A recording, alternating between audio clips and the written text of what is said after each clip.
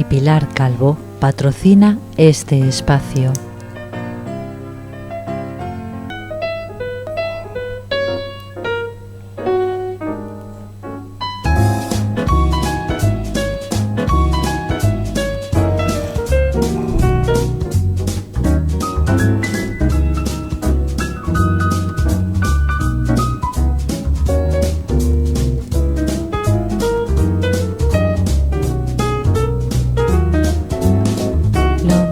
De cada casa.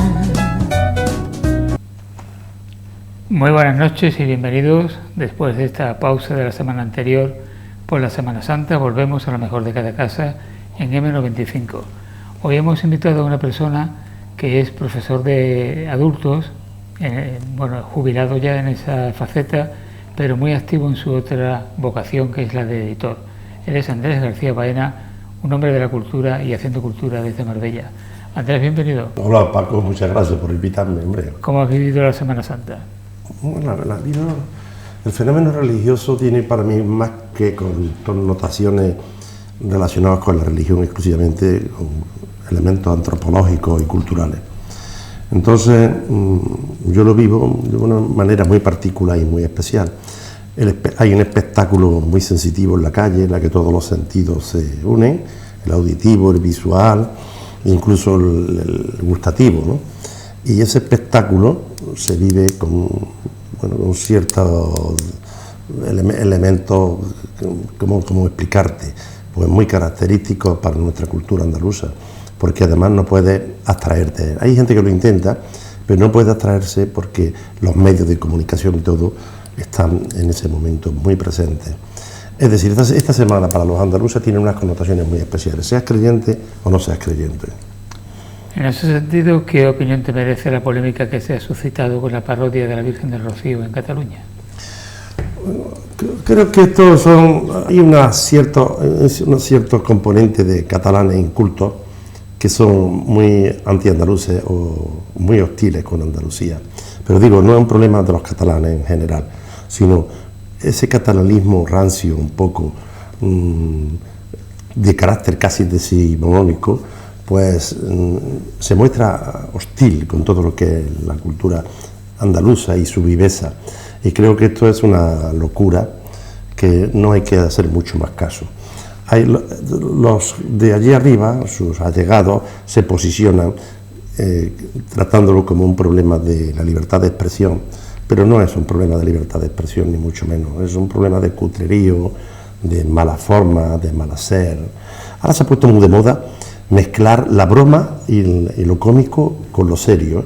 Entonces hay una serie de programas que pretenden ser informativos en los que estos elementos están muy presentes. Es el programa de Wyoming, que lleva ya mucho tiempo, donde lo cómico, hay un programa que se llama Es Mentira, o algo así, que por las tardes también, que de Risto, en el que mezcla lo cómico con lo serio. Y a mí, si bien la vida es un conjunto de comedia y de tragedia, sin embargo, a estos niveles a mí me produce ese cierto desdén, ¿verdad? No me gusta, no me interesa. Y el tema en concreto de la polémica, desde una perspectiva no creyente, pues puedo decir que es algo de mal gusto, algo mal hecho, todo lo que he repetido antes, cutre, y además que pretende crear divisiones donde no las hay entre catalanes y andaluces. ¿Por qué crees tú que hay tantos cordobeses que viven en la costa? Bueno, un fenómeno eso es muy extraño que mucha gente nos preocupamos. Yo creo que el interior siempre tiene una vertiente relacionada con lo exterior. Entonces, la Andalucía interior se ha dividido, digamos que sevillanos se vuelcan hacia la zona de Huelva y de Cádiz, y los cordobeses y los jienenses pues nos volcamos hacia la zona de Málaga especialmente, porque son los dos grandes zonas, focos turísticos de Andalucía. Granada y Almería es otro fenómeno. Entonces, bueno, pues por proximidad mental incluso, pues muchos cordobeses vienen aquí, pero cada vez más, Esto es un fenómeno que es muy complicado de explicar, lo que está pasando con la provincia de Málaga en concreto. Málaga capital y toda la costa está suponiendo algo muy revulsivo. Y bueno, y si el tema de la exposición del 27 se logra para Málaga, sería ya algo impresionante, ¿no?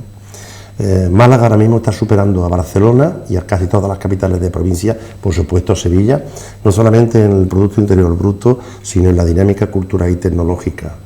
Málaga es una ciudad muy de moda, y de hecho esto se refleja en la demanda de la vivienda, cuyos los precios están superando los 7,5 y en algunos momentos hasta los 11,5 con respecto a la media. Hombre, culturalmente el número de museos, importantísimos museos que hay en Málaga, es impresionante. Eso es un fenómeno extraño. Yo creo que el alcalde de Málaga y su equipo hicieron una apuesta hace unos años por este fenómeno, por estos temas, y ha tenido unas repercusiones muy interesantes.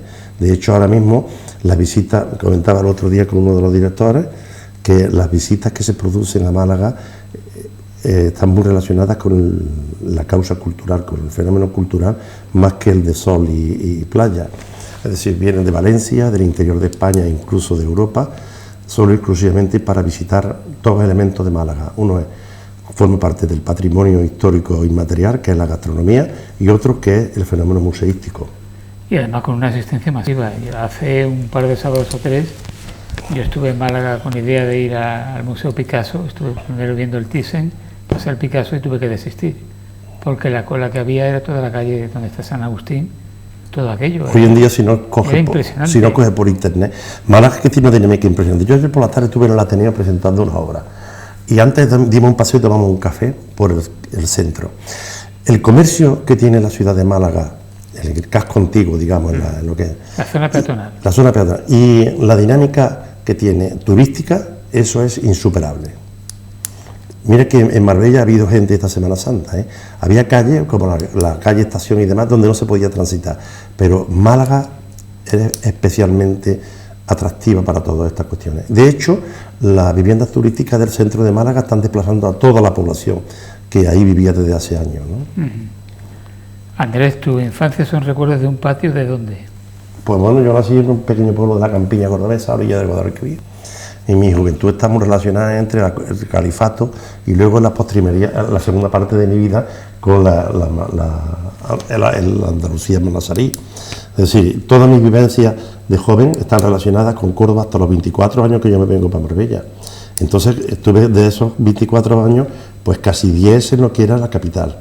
Muy vinculado con la mezquita, muy vinculado con Medina Sara y vinculado entonces con la universidad y con todos los fenómenos que se producían en aquellos años. Pero con 24 años me vine aquí y me enamoré de esta tierra y ya no me he vuelto a mudar ni pienso mudarme y cada vez me cuesta más trabajo salir de aquí. Me he hecho con su historia, con su forma, con su cultura y me siento muy a gusto y muy bien aquí. O sea, ¿te sientes marbellero, marbellío, marbellense o lo que esto es una polémica, hay un cierto marbellerismo rancio.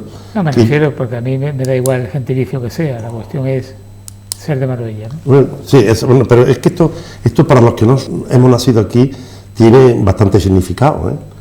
Y vosotros quizás no lo viváis, pero hay una forma de ser marbellero o marbellense en su vertiente más tradicional o su vertiente más liberal, podemos decirla, y luego los que no somos de aquí prácticamente nos identificamos más con el término marbellí, que como tú sabes es un término de origen, los franceses lo pusieron de moda, el gentilicio, pero está relacionado con la época hispano-musulmana, ¿no? Con la uva marbellí. Exactamente, entonces nosotros la gente de aquí nos llamamos marbellí, pero entendemos y vemos cómo hay gente que pretende diferenciarse del resto utilizando el gentilicio marbellero o en su caso el de marbellense, ¿no?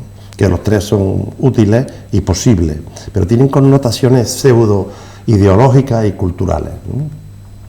Tu trayectoria profesional como docente, como maestro de adultos, ¿por qué tú diriges tu trayectoria hacia el adulto? Yo he probado casi todos los sectores de la educación y todos me generaban frustración menos ese. En Córdoba yo empecé en la antigua Academia Espinar, era un centro privado de aquellos que los liberales cultos del principio del siglo XX, de la primera mitad del siglo XX generaron, y empecé a trabajar allí, estuve allí trabajando algunos años, y empecé a trabajar con grupos de chicos con problemáticas. Es decir, con problemas de drogadicción, con problemas de desarraigo, y eso me gustaba, pero luego saqué la oposición y me vine a Marbella y empecé a trabajar en primaria y aquello me generaba. Yo hablé con la inspectora, recuerdo que era doña Mercedes del Hierro, y le digo, usted me cambia de sector o yo abandono la educación. Yo no podía con la primaria, eso no me gusta, no me siento cómodo. Y entonces se generó un grupo especial de unos 18 o 20 niños con problemas de este tipo que había aquí, con problemas de drogadicción básicamente. Y esto fue en el Colegio Valdoyeta, y a partir de ahí empecé a trabajar específicamente con jóvenes entre 14 y 16 años con problemas. Y de ahí dimos un salto después a los de adultos. Y ahí me sentía muy a gusto y muy bien y me gustaba. Y ahí trabajamos muchas cosas muy interesantes y lo pasamos bien. Lo que ocurre es que no sé si te pasará a ti, que el tema de la educación, una vez que la dejas, a mí me ha quedado un sabor amargo.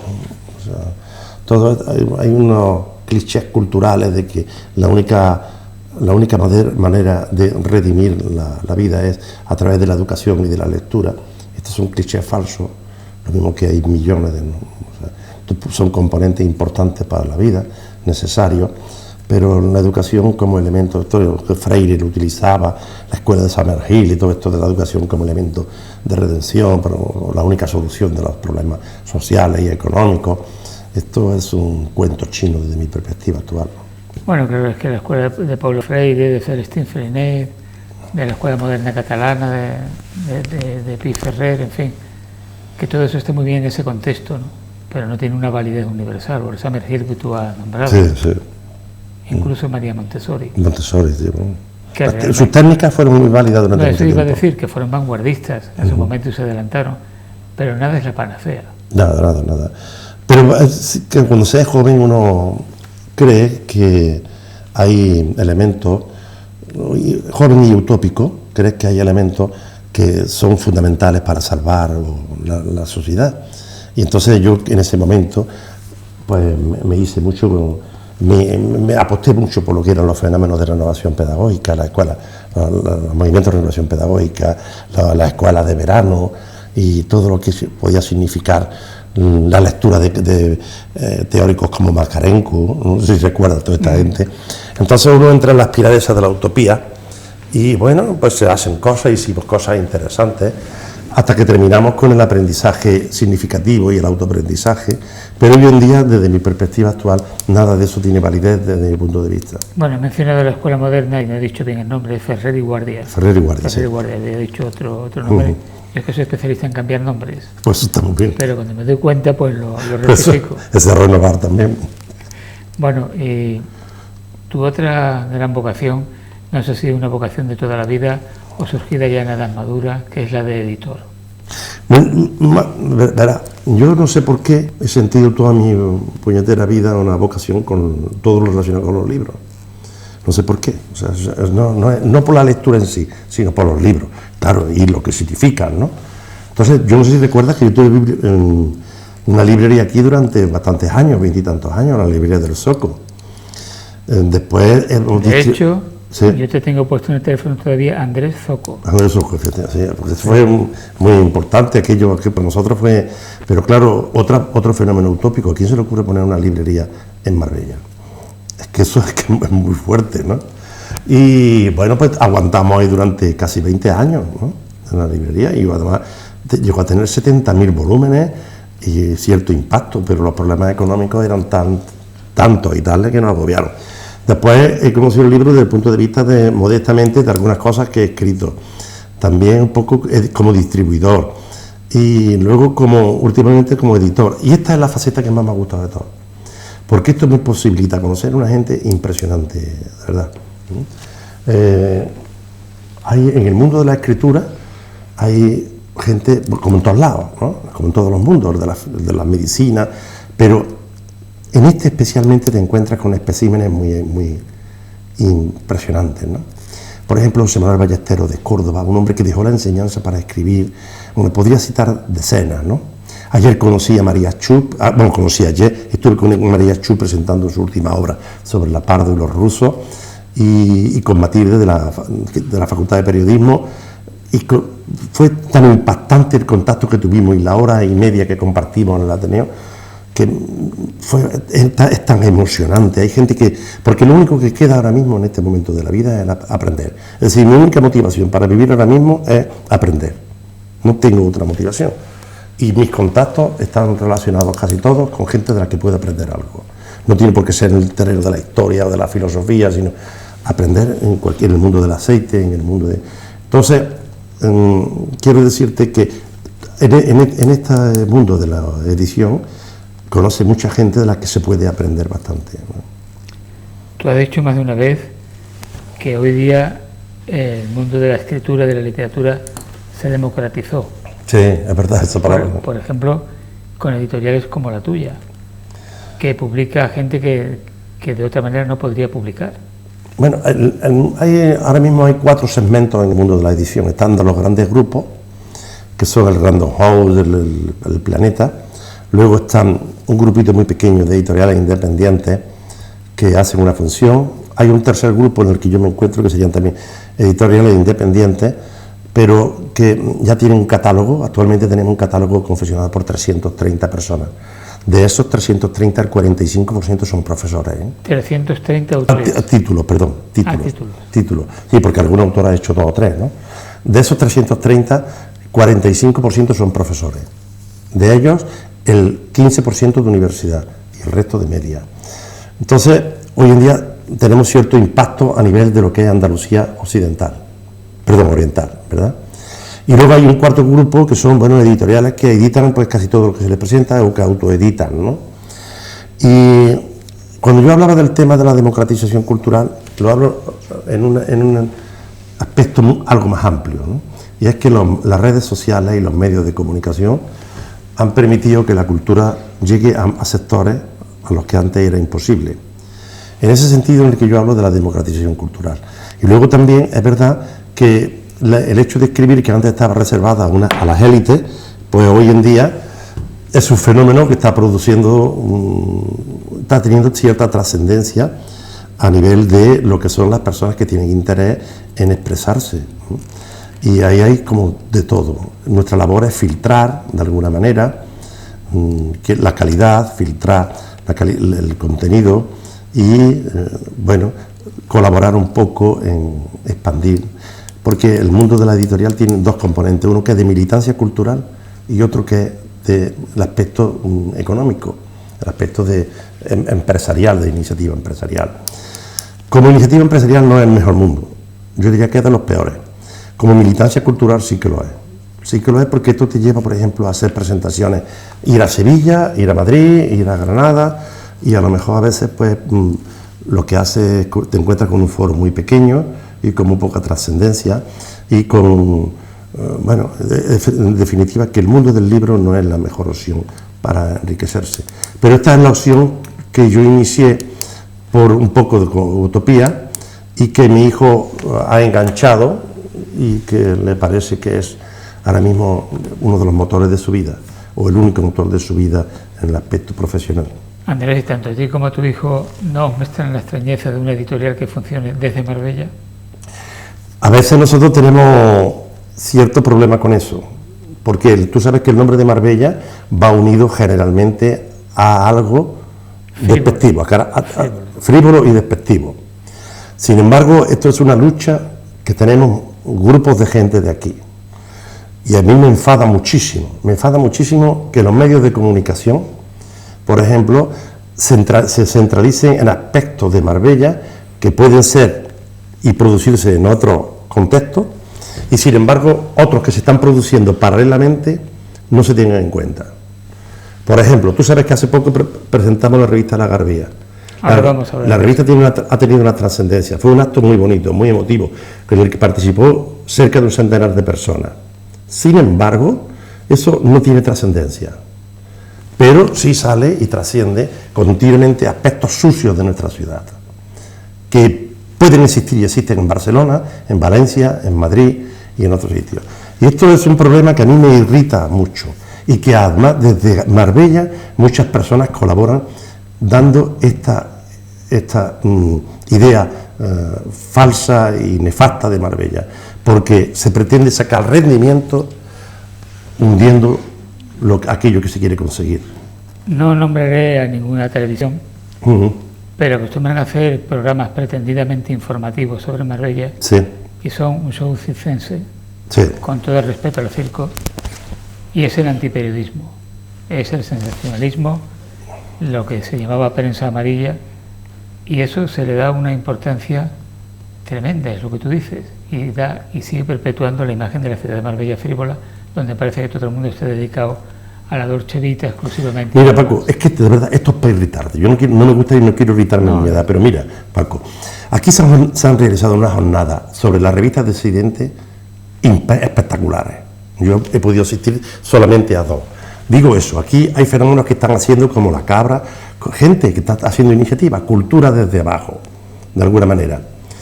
¿Entiendes? Y las personas que nunca asisten ni participan jamás en estas cosas, colaboran en lanzar mierda contra esta bella ciudad, que tiene, como todas, tiene gente con problemas, gente que tiene problemas de todo tipo tenemos, pero como en todas las ciudades. Y sin embargo, esta gente que están absortos, que están fuera, que están extramuros de lo que es la cultura, que aquí se produce un fenómeno cultural interesante. Aquí hay más de 200 pintores afincados. Aquí hay más, el fenómeno asociativo de Marbella es mayor que en ningún lugar de Andalucía y casi de los más grandes de España. Y sin embargo, hay gente que prescinde de esto, que no aparece nunca jamás por este tipo de actividades, ni por una actividad poética como las que hizo Concha Montes, ni por la mar poética que se va a realizar ahora, sino que de partida ya la defenestran. Y esta gente son los que, junto con el periodismo amarillo, hacen una labor nefasta para esta ciudad. Pero después mucha de esta gente dicen sistemáticamente, es que en Marbella no hay nada culturalmente. No, sí hay. Eso lo dicen los que no hagan nunca Sí nada. Bien, ¿qué crees tú que queda de, si es que alguna vez hubo algún viso de realidad en aquella expresión humorística, creo que de finales del 19, que decía, Málaga ciudad bravía, 5.000 tabernas y una sola librería? Sí. No sé si... Sí, pero panorama, eso se decía también, eso se ha dicho de muchos sitios, también de Córdoba, se decía, muy ¿no? recurrente. Entonces, es que, bueno, esta forma parte de... Yo creo que estos son fenómenos extraliterarios que alguna persona en algún momento lo ha lanzado y que han sido útiles para usarlo siempre. Toda la literatura, las palabras se utilizan como herramienta para usarla en contra o a favor de algo, ¿no? Tú recuerdas una frase también que se habla de Marbella mucho, Marbella muy bella, mas no entra en ella. Que si entraba aquí con una capa salía sin ella, ¿no? Estos son fenómenos literarios. Es cierto que en el pasado, pues la cultura estaba muy refugiada en templos muy concretos y que eran fenómenos de las élites, relacionados con las élites. Y sin embargo la taberna eran lugares populares. Yo nunca dejaré de insistir que en Carmona se han realizado 3 congresos internacionales sobre la taberna. Yo tuve la posibilidad de asistir a uno de ellos y me quedé, como a mí me gusta mucho ese mundo de la taberna, hoy en día la bebida la tengo restringida, pero la taberna me sigue gustando mucho. Y en ese congreso extraordinario se miraba estos centros, esta institución, como desde diferentes ópticas. Y el papel que la taberna ha tenido en la cultura española en general y especialmente en la andaluza es impresionante. Desde el lugar de conspiración, desde el lugar de hacer fenómenos literarios, lugares de socialización. Es decir, la taberna es un elemento cultural en el sentido antropológico fundamental para nuestra cultura. Y aún sigue siéndolo. Entonces, el pueblo, que es muy sabio y tiene mucha intuición, pues ha usado aquellas instituciones que le eran favorables y que le resultaban prácticas. Para ellos los conciertos de música clásica no les decían mucho, los fenómenos de performance, hablo a principios del siglo XX, los recitales de poesía no les decía nada, y sin embargo las tabernas sí que tenían muchísima utilidad para el pueblo y la ciudadanía en su conjunto. Entonces, esto también se ha utilizado mucho pues para denostar en general al pueblo y para denostar a las ciudades, para usarlo. El gran problema que tiene nuestra cultura hoy en día es la apropiación de la palabra y el uso de la misma como herramienta política. Eso es un problema grande. Y ahí entran a formar parte todos estos elementos pseudoculturales. Bueno, la Garbía, tú has mencionado anteriormente la Garbía, el último número que se publicó. Aquí tengo otro número. Este, por ejemplo, que estaba dedicado al pintor Perdiguero, después de su fallecimiento. O, por ejemplo, este otro también, que tiene en portada un excelente cuadro. Vamos a ver si se puede ver un poquito, aquí más o menos. De una pintora, un cuadro de una pintora que además estuvo en la presentación. Sí. Personaje muy curioso. Muy curioso, muy interesante, sí. ¿Cuándo surgió la idea de la Garbía? ¿Y qué es la Garbía? Porque esta es una palabra que sigue siendo todavía desconocida. Pues este es otro elemento que curiosamente, otro fenómeno que se produce desde Marbella, como muchos otros, ¿entiendes? Y que no tienen trascendencia. Te voy a explicar, por ejemplo, esta idea surgió entre Paco López Serrano y un servidor de crear una revista de pensamiento con carácter local.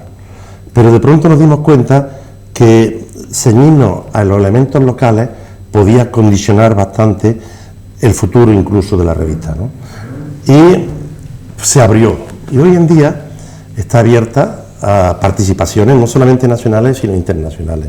En este último número, en el monográfico que hemos hecho, porque tú formas parte del Consejo de Redacción, sobre Don Quijote, este número ha tenido una trascendencia impresionante. Hoy en día está en las facultades donde se estudia el hispanismo, o hay hispanistas y cervantistas en San Petersburgo, gracias al profesor Vsevolod Bagnó. Este hombre ha escrito un artículo para nuestra revista desde San Petersburgo, en el que hace un estudio de la relación entre, bueno, la cultura rusa y la cultura española, ¿no? Hay muchos más elementos de unión entre la cultura rusa y la española de lo que nosotros podemos pensar. Y es más, yo me atrevería a decir, y así lo hice en una publicación ruso sobre esta zona, sobre Marbella, que de ninguna manera Europa y Rusia pueden vivir de espaldas, son al margen de Putin y demás, ¿no? Y que nuestros elementos culturales son muy grandes. Lorca hacía alusión a las nanas como elemento identitario de ambas culturas, pero es que Dostoyevsky hablaba de un espíritu y ya de alguna manera reflejaba lo que era el alma rusa y la identificaba con la española. Cioran hace mención en algún momento de que son los dos únicos países que identifican a sus naciones como los otros hacen con Dios. Es decir, mientras que los demás países interrogan a Dios sobre preguntas muy concretas, me ama o no me ama, existe o no existe, eres o no eres, los rusos y los españoles lo hacen con respecto a sus países, ¿no? Entonces, el hecho de que la revista esté presente en San Petersburgo quiere decir que Marbella, como ciudad, está presente también en los elementos culturales de una universidad muy grande y de un gran prestigio. Pero no solamente eso, sino que en este mismo número participan personas como Vicente Almenara, que ha sido profesor en periodismo, Carlos Arisa, que ha sido profesor en periodismo, Sebastián Gámez Millán, filósofo y profesor también, Antonio García Velasco, también profesor de universidad. Es decir, que la revista no solamente participamos 7 u 8 personas de Marbella que han querido, porque esto está abierto, y que el Consejo ha creído necesario, sino que además participan profesores desde la Universidad de Málaga, la Universidad de Granada, de la Universidad de Jaén, como nuestro querido amigo Antonio, que es profesor de la UNED. Y, en fin, quiero decirte que esto es un elemento que se está haciendo desde Marbella, que aquí pasa desapercibido, que la prensa, excepto las televisiones locales y las radios locales, algunas lo reflejan, que los periódicos de carácter provincial como El Sur no lo tienen en cuenta, que otros periódicos como La Opinión sí que han apostado, y que, por ejemplo, la importancia es que se nos ha solicitado desde el Ateneo de Málaga que el día 17 la presentemos en el Ateneo de Málaga. Es decir, esto quiere decir que empieza a abrirse, ya son 12 números, gracias a la colaboración de la Fundación Banús, sin la cual esto sería impensable, que participa con un porcentaje de la edición. Enseña la portada, Andrés. Sí. Porque la portada tiene su historia también. Esta portada es de otro pintor de aquí de la zona, que es Gutiérrez Currat. Este es un español que ha vivido durante muchísimos años en México, es uno de mis pintores favoritos, y tiene un trabajo muy intenso sobre Don Quijote, y elegimos esta portada para el último número. Bueno, la revista se llama La Garbía. Sí.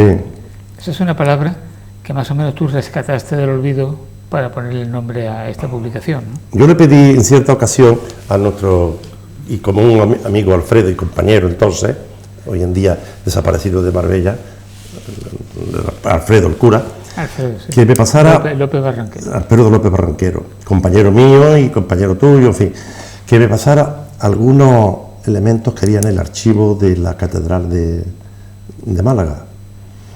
Y me trajo 10 o 15 folios que había que utilizar la paleografía un poco para interpretarlo, para descubrirlo. Y en 2 de ellos se refería a esta zona de aquí como la Garbía. Estoy hablando del siglo XV y siglo XVI. Entonces me llamó muchísimo la atención, digo, bueno, esto quiere decir que durante mucho tiempo esto se conoció como la Garbía. El concepto Algarb es una palabra de origen árabe que significa el occidente. Algarb y Al-Sark significa el oriente. Por eso la Garbía de Al-Ándalus era Levante, perdón, la Sarquía de Al-Ándalus era la zona de Levante, y el Algarve portugués es la Garbía de la península.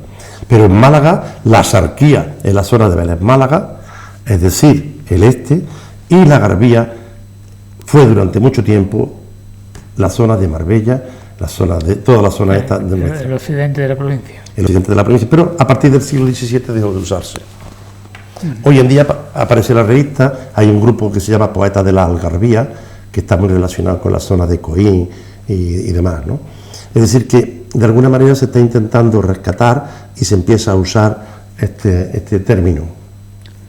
Bueno, hoy día, Andrés, con los avances técnicos tan impresionantes que deja obsoleto de semana en semana lo que conocemos hoy, el mes que viene está obsoleto ya, hay que adaptarse a otra nueva realidad, con el desarrollo imparable de la inteligencia artificial, que habrá que ver de qué manera se regula, ¿no? Toda esta vorágine, digamos.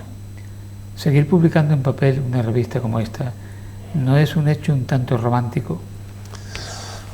Yo creo que no me parece romántico, a mí me parece necesario, más que romántico, necesario.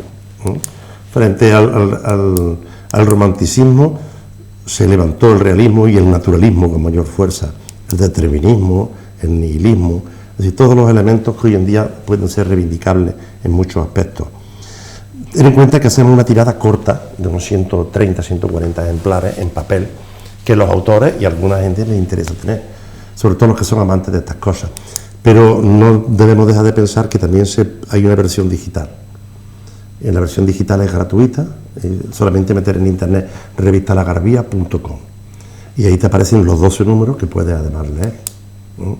Es decir, que el papel, hay estudios que se ha hecho últimamente, la CEGAL, la Confederación de Empresarios del Gremio de Autores y de Librerías, y en el cual se refleja muy bien que la querencia, el amor por el papel en España es mayor que en otros países de nuestro contexto y mucho mayor que en América. En América el mundo digital tiene más fuerza, empezando a tener más fuerza. No solamente hablo del norte, sino del sur también y del centro. Sin embargo, en España hay una cierta resistencia al uso del mundo digital que cada vez va más en aumento, ¿no? Sobre todo porque los grandes lectores de España son los niños entre los 6 y los 14 años. Después de los 14 y 15 años se deja la lectura y se retoma en algunos casos a los 24, 25 años, 26. Entonces, el dominio del mundo digital por estos sectores de la población hace que cada vez haya más lectores en digital. Sin embargo, todo el mundo se manifiesta enamorado del papel como elemento transmisor del conocimiento. Eso no es óbice de que se esté produciendo un fenómeno que es un fenómeno nuevo de lectura, nuevas maneras de leer. Se habla de la lectura hoy en día en vertical frente a la lectura en horizontal. Entonces estamos asistiendo a fenómenos que van a tener una gran repercusión y que nosotros no vamos a poder llegar a entender. El mundo dentro de 20 años será tan diferente que no tendrá que ver en nada absolutamente con lo que nosotros sabemos. Sin embargo, yo creo que el papel le queda durante muchísimo tiempo todavía. Bueno, en los tiempos actuales donde todo es rápido, todo es fugaz, no tenemos la cultura de estar sosegado, de analizar las cosas sosegadamente, aquí todo es rápido. Esta revista yo creo que va muy bien en el sentido de que los artículos que contienen están bien elaborados, son rigurosos en su contenido, pero sin embargo se puede leer 10 minutos, en 15 minutos. Bueno, algo más de tiempo, ¿eh? Bueno, sí, quiero decir que no se necesita el tiempo para leer, por ejemplo, un libro sobre un tema determinado de 500 páginas, de 400 páginas. Aquí se hace un resumen de algún asunto interesante en 8 páginas, en 9 páginas, o incluso en menos.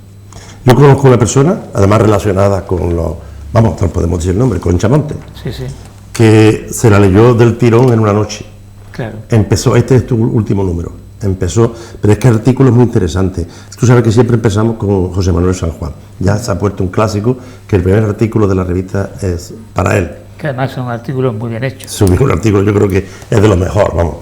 Ahora aquí habla de Don Quijote en el Perchel malagueño, Manolo Garballo, un pintor, sobre un pintor. Y bueno, es que hay el Quijote, donde están los caballeros andantes, la España de siempre, Don Quijote del mar, descabalgar a Don Quijote, el Quijote en el arte, Don Quijote en la montaña, la idea quijotesca y la idea rusa, el discurso retórico actual del Quijote, la pervivencia de los moros en Don Quijote. Buah, entonces eso es muy atractivo, muy llamativo para leer. Son artículos cortos y muy variados, de diferentes ópticas, y esto hace que sea muy ágil su lectura y entretenida. Sí, realmente. 12 números 12 números. que se llevan publicados y donde hay artículos relacionados con la historia, con las costumbres, con la vida cotidiana e incluso la aproximación biográfica, en cierto modo bastante biográfica, de artistas como por ejemplo Antonio Montiel.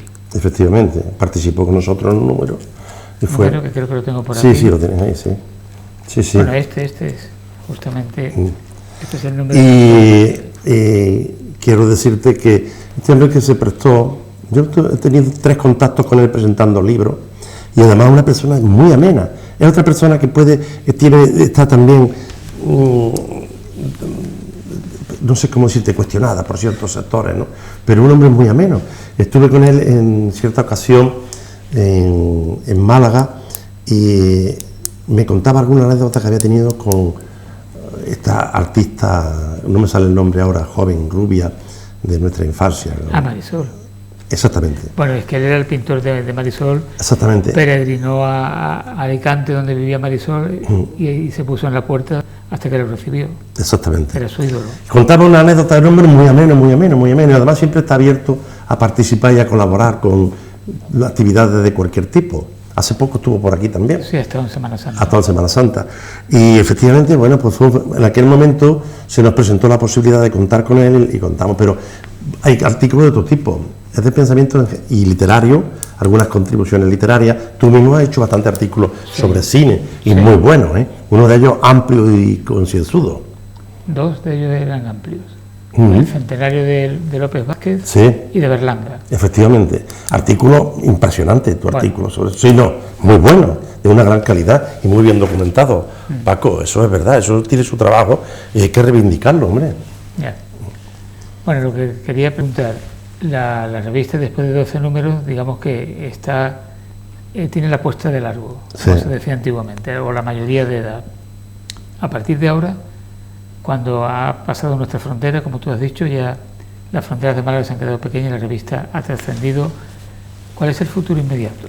Pues yo creo que vamos a seguir en la misma línea. El próximo número vamos a intentar hacer, donde tenemos que reunir el consejo. Antes de hablar de esto, hemos hablado que vamos a quedar la semana que viene. Vamos a seguir haciendo publicaciones variadas y, si es posible, incluir cuadernillos, a modo de monográfico, sobre el centenario o la conmemoración de algún escritor. Y en concreto, yo creo que ya tenemos pensado, no lo vamos a hablar todavía hasta que el Consejo no lo vea bien, sobre, ahora se cumple el 150 aniversario de un escritor español, posiblemente hagamos un monográfico. Ya ha enviado el profesor de filosofía Sebastián Gámez, ya ha enviado un artículo sobre el mismo, y la propuesta ha sido de él, de intentar hacer un monográfico, un cuadernillo dentro del próximo número. La idea era que se hicieran más al año, pero el trabajo que tiene esto y además la cuestión económica pues hace que ceje un poco la publicación de 2 o 3 números por año, que eso me parece que es un reto demasiado grande hoy en día. Digamos que este es un proyecto, no sé qué lugar ocupa con respecto a la editorial. Yo creo que no tienen mucha relación. La única relación son que yo participo en ella y mi hijo lleva la edición digital, porque entiende del mundo digital, pero no tiene ninguna vinculación. De hecho, aquí no aparece por ningún lado ninguna relación. Lo que pasa es que se nos vincula a las personas, ¿entiendes? Pero no tienen vínculo con la editorial, no tiene ninguno realmente. O sea, aquí aparezco yo como coordinador, aparece el Consejo, Bermudo, Manolo Peláez, Paco Moyano, Ana Eugenia, etcétera, ¿no? Andrés como García Serrano como de la edición, tu primo Pepe el trabajo tan bueno que hace de maquetación, pero no hay ningún vínculo real. Lo que pasa es que se nos asocia, claro. Si yo aparezco en una editorial, por ejemplo, esta tarde tenemos en el Ateneo una presentación, 2 libros de un hijo y un padre. Y bueno, pues si yo voy allí, estoy en la mesa, ¿entiendes? Y el lunes aparezco presentando la revista, pues los miembros del Ateneo que de alguna manera asistan, pues nos vincularán, ¿entiendes? Pero no hay ningún vínculo. Bueno, volviendo al asunto de la editorial, en realidad son 2 sellos editoriales. Sí, pero uno muy pequeño que es para la autoedición. Es decir, hay gente que nosotros no creemos que tenga calidad suficiente para arriesgar y apostar por ello, y entonces siguen insistiendo, entonces nos derivamos hacia el otro sello, que es de autoedición. Pero en realidad, en cuestión porcentual, Algorfa es el 97-98%. Un asunto que hemos comentado a veces, y es el hecho de la manera de escribir que hoy día hay, de publicar, por ejemplo, en la prensa diaria, ante la ausencia de la antigua figura del corrector en un periódico que cuidaba la ortografía, la sintaxis, todo esto, ¿no? Hoy día eso es difícil encontrar y muchas veces se detecta en la prensa diaria erratas, ¿no? ¿Te acuerdas de que yo te mandé una vez varias, de un periódico provincial que había sacado la edición digital en primera plana una falta de ortografía de confundir B con V? Bueno, eso puede pasarle a cualquiera, sí, pero en un medio de comunicación, ¿entiendes?, es un poco más complicado, ¿no? Y esto está todo relacionado con la vorágine que hay relacionada con el tiempo. Este constructo humano que es el tiempo se nos ha echado encima y ¿qué pasa? Que cada vez todo es más rápido, más rápido. Frente a esto surgieron fenómenos filosóficos relacionados con un término que en inglés significa lento, ¿no? Slowing, ¿no? Slowing. Y hay un ensayo de Sarriá, de un filósofo malagueño, que fue premio de ensayo de Málaga, que hace una reivindicación de la tranquilidad, del sosiego. Tenemos que intentar de alguna manera redefinir nuestras vidas en relación a esto. El tiempo, lo perecedero que es todo, la rapidez con lo que todo se va, la rapidez con lo que hay que producir, está generando estos fenómenos que hacen que la profundidad de los pensamientos y la escritura, la belleza de la escritura se pierda. Es que todo está rápido. En la última media hora se está produciendo el doble de información que toda la historia de la humanidad hasta ahora. Esto cada vez va más rápido, Paco, y esto no sabemos dónde nos va a conducir. Y esta mezcla del tiempo relacionada con lo que es la inteligencia artificial va a producir unos monstruos al estilo de los de Goya, ¿no? Algo goyesco, porque no sabemos en qué va a quedar todo esto. Realmente empezamos a sentir miedo, nuestra generación empieza a sentir miedo con todo este mundo de la inteligencia artificial y esta rapidez en hacerlo todo. Y eso que tú comentas es fruto de eso. cada día hay que sacar una portada nueva, cada media hora hay que actualizarla, y eso requiere que las cosas se hagan como los malos vinos, ¿no? Bueno, la historia ha venido demostrando que todo aquello que que el ser humano, digo el ser humano para incluir hombres y mujeres, que no haya ningún tipo de problema. Todo aquello que el ser humano ha imaginado o ha pensado en algún momento termina siendo una realidad. Sí, algo sí. Sí. Lo que pasa es que antes tardaba un par de siglos o 3 en hacerse realidad, y ahora lo que se imagina el año que viene ya está vigente, ¿no? Sí. O sea, es esa rapidez a la que tú decías. Eso yo creo que crea también muchas veces una especie de desequilibrio mental en mucha gente, ¿no? Claro, hombre. Está uno un poquito estresado. Sí, yo creo que sí. Un poquito de estrés, vivir con un poquito de estrés, bueno, dicen los psicólogos y eso, ¿no? Pero vivir estresado, eso es otro problema. Puede ocurrir que el cuerpo se acostumbre al estrés o a la ansiedad y que ya no sepa distinguir entre lo que es normal y no lo es, ¿no? Pero no nos queda más terreno, Paco, y esto lo hemos comentado tú y yo varias veces, incluso antes de empezar el programa, de que hay que seguir haciendo, que hay que seguir construyendo. Hay un hecho que a mí me llama mucho la atención de Don Quijote. Don Quijote es un paradigma de la cultura impresionante, ¿no? De los tres, lo comentábamos el otro día, de las tres grandes personas que distinguen la realidad, que tienen conflicto entre lo real y lo irreal. Uno es Madame Bovary, otro es el príncipe Minsky de Dostoyevsky, un personaje de una de sus obras, y otro es Don Quijote, y Don Quijote fue el padre de todos ellos. Bueno, pues Don Quijote en el lecho, cuando va a morir, tiene una reconversión, una transformación, y vira hacia la realidad y le pide perdón a Sancho Panza por haberlo hecho, por haber hecho de él y arrastrarlo a batallas irreales y demás. Y Sancho Panza en ese momento se torna un poco Don Quijote y le dice: mire usted, levántese, deje la pereza, y vamos a morir peleando contra fantasmas en lugar de morir en el lecho de melancolía. Esto para mí ha tenido una gran trascendencia en la lectura de esto continua de este final del Quijote. El Quijote termina con la palabra vale, no sé si lo recuerdas, que lo habíamos comentado en el momento. Y tenemos que tirar adelante, Paco, seguir haciendo y ya está. Pero Andrés, es que es sorprendente la modernidad que sigue teniendo el Quijote. O sea, cómo Cervantes se adelantó siglos a la hora de escribir una novela que tiene un valor universal para siempre. O sea, que hoy día tiene validez semejante a la que tenía hace un par de siglos. No pasa nunca. Sí. Ya mencioné también a Madame Bovary. Estamos hablando de otra cumbre de la literatura y de la, digamos, de la estandarización de un personaje, ¿no?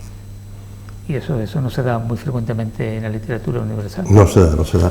Es que sinceramente no es porque sea español.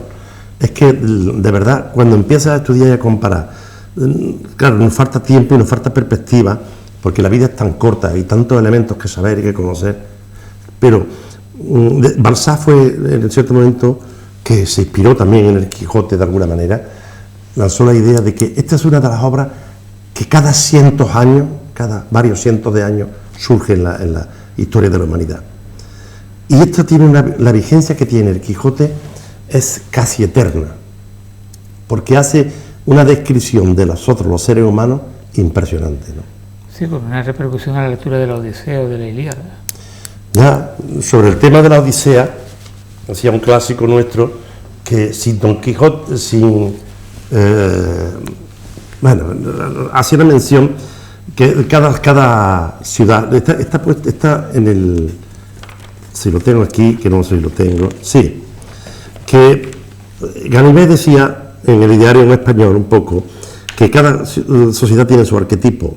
Los italianos poseen a Dante, los alemanes a Fausto, los anglosajones a Robinson Crusoe, etc. Pero Don Quijote es nuestro arquetipo. Y sin esta figura hubiera quedado todo a la altura de lo que sería el Ulises, un poco, ¿no? Don Quijote marca la diferencia con respecto a todos los demás elementos, ¿no? Y de alguna manera Ganivet también poco después reivindicaba que el individualismo indisciplinado que hoy nos debilita y nos impide levantar cabeza, ha de ser algún día individualmente interno y creador. Esto es un poco lo que trataba de decir con respecto a esta figura. Fíjate que has mencionado a Robinson Crusoe. Sí. Curiosamente, Daniel Defoe, el autor, también tuvo problemas con la justicia como Cervantes. Sí. Una conexión en peripecia vital entre ambos autores, ¿no? Y autores de una novela arquetípica de valor universal. Muy curioso, el mundo de la cultura es muy interesante. Es que, ¿sabes qué pasa? A veces, yo no sé tú, pero yo ayer lo comentaba conmigo cuando veníamos en el coche, a mí me produce ansiedad, porque quiero saber tanto, ¿entiendes? Y veo que es imposible. Cuando hablas con otras personas, las perspectivas que tienen. Ayer, por ejemplo, con esta mujer, con María Chuk. María Chuk ha sido restauradora de documentos en la Mezquita de Córdoba, una persona impresionante, un bagaje cultural. Y hablábamos un poco sobre el tema, ella hablaba sobre Pardo Bazán y los rusos.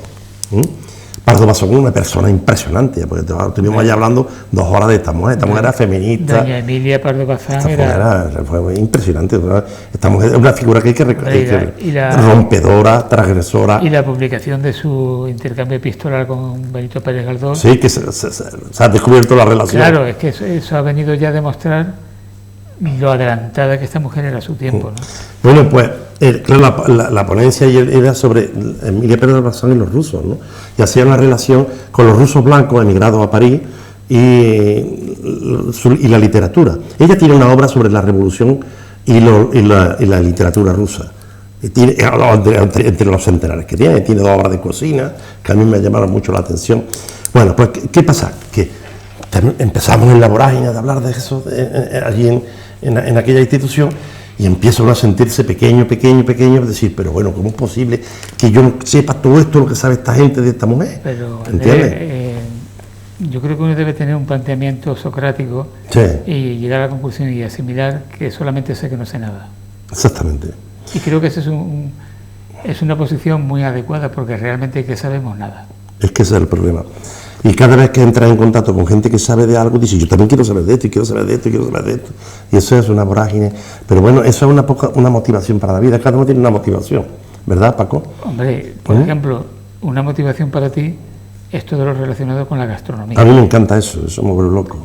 Además has escrito sobre ello. Sí, y ahora tengo pendientes de sacar, curiosamente, buscando en librerías de antiguos, con un librero de Málaga, amigo mío, que viene a la Feria del Libro. El mundo de los libreros es otro mundo impresionante, ¿eh? Posiblemente no sepan que muchos duermen debajo de los mostradores en la Feria del Libro, ¿entiendes? Y que algunos tienen peripecias económicas para mí. Es un mundo también sobrecogedor, es un número muy interesante. Pues a mí me gustan mucho los libreros de antiguos. Es que los libreros de antiguos, además, rastrean historias personales. Yo tengo un catecismo del año 1840 o 42, donde en la primera página hay la firma de la señora que era la propietaria de Jerez de la Frontera del año 1852 o 53. Qué curioso, permanece el nombre de esa mujer ahí en un libro que tantos años después lo tengo yo. Fíjate, es que, bueno, pues te decía, me encontró un libro manuscrito que debe ser de la familia Echevarría, porque es de 1903, el libro. Es un libro de cocina de esa familia. Y bueno, pues lo que he hecho ha sido digitalizarlo, ¿entiendes? Escanearlo.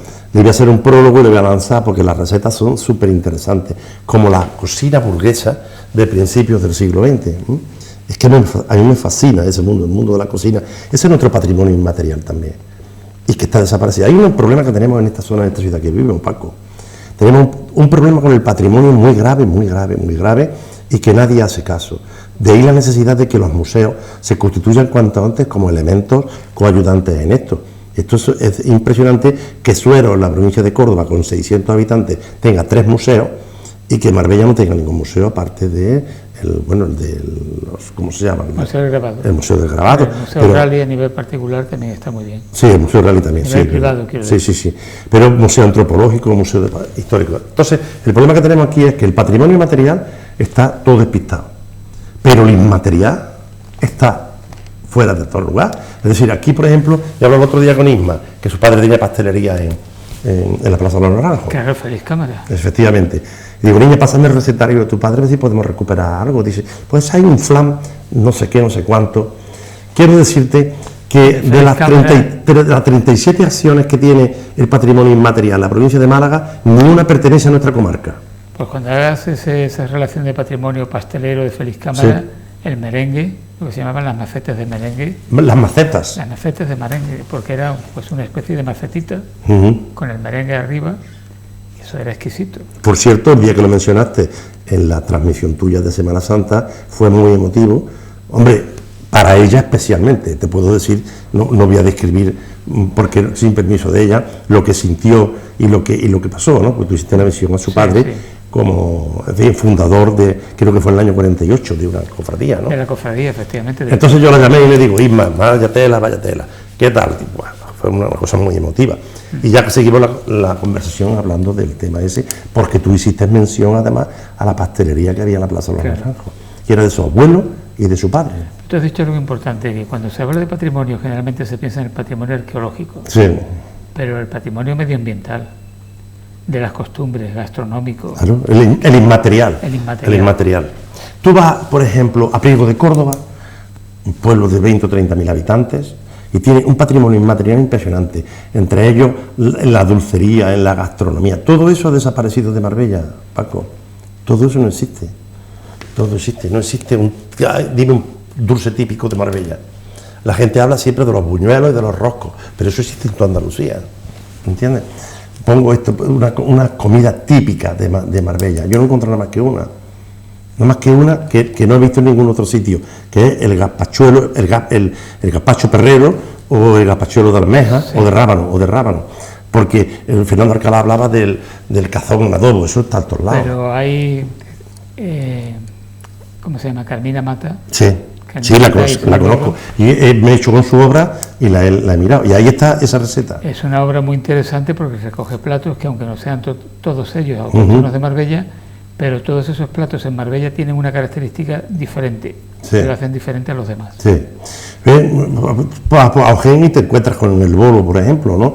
Pero aquí hay que recuperar todo eso de alguna manera, porque es que se pierde, y se pierde con las últimas generaciones, porque cuando pasen 20 o 30 años, la diferencia entre los nativos, digamos de alguna manera, y los foráneos va a ser se va a diluir cada vez más, ¿entiendes? Va a seguir existiendo, pero se va a diluir. Y entonces ese patrimonio inmaterial pues se pierde. Las leyendas, por ejemplo, que pueden constituirse, como algunos se ríen de estos elementos y demás, pero son fundamentales rescatar y conservarlas. Yo tengo de mi pueblo nativo, tengo varias recogidas, ¿entiendes? Y que se siguen transmitiendo y usando. Bueno, tú lo tienes recogido también de Marbella. Sí, he recogido lo que he podido. Bueno, pero se ha puesto, porque mira, muchas de las fuentes que tú utilizas ahí, sí, fuentes orales, ya han muerto. Es verdad. Si tú no hubieses recogido esa memoria, se pierde, definitivamente. Tú fíjate, uno de los que más me llamó la atención de todas esas fue la de Pepe, el del bar del sindicato. Que ha fallecido hace un par de meses. Efectivamente. Este hombre me contaba una cosa que yo no podía, hablaba de su abuelo, cuando a finales del siglo XIX, que no había teléfono. Nos tenemos que imaginar una ciudad muy pequeña, Marbella, con muy poca luz, porque las ciudades del siglo XIX y principios del XX eran ciudades con muy poca luz, casi oscura, lo cual eso era más dado a ensoñar, ¿entiendes? Cuando no hay luz, la oscuridad produce. Y incomunicado, y tenía familiares en la guerra de Cuba, y querían saber si estaban vivos, cómo lo hacían. Las cartas tardaban meses y a veces años. Tenían un sistema que se llamaba hacer una pregunta por Marbella, entonces cogía un papel de strass antiguo, ponía sí y no, a la izquierda y a la derecha, y se echaba un va y hacía una pregunta. ¿Está vivo mi tío Paco? Por ejemplo. Y cada vez que oía un sí, ponía una cruz, y un no también. Y luego llegaba a su casa, hacía un recuento y le daba respuesta a su pregunta. Esto que hoy en día nos puede parecer irrisorio, ¿entiendes?, conformaba una manera de ser y de existir en una época, y eso existió. Y Dios, mira, había la Marcona en Istán, que venía a veces 2 veces a Marbella andando, a por habitualla y cosas.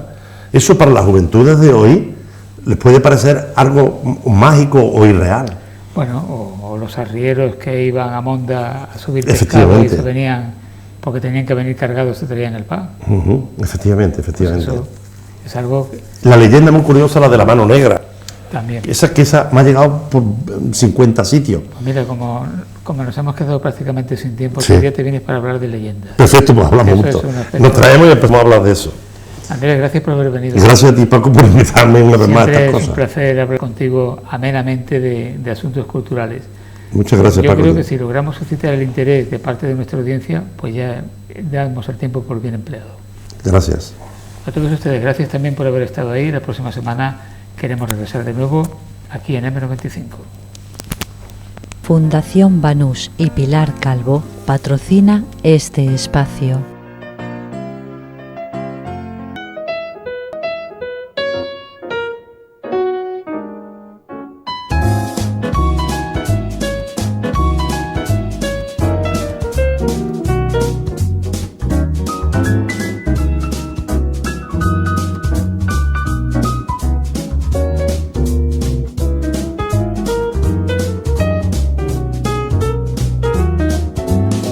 Lo mejor de cada casa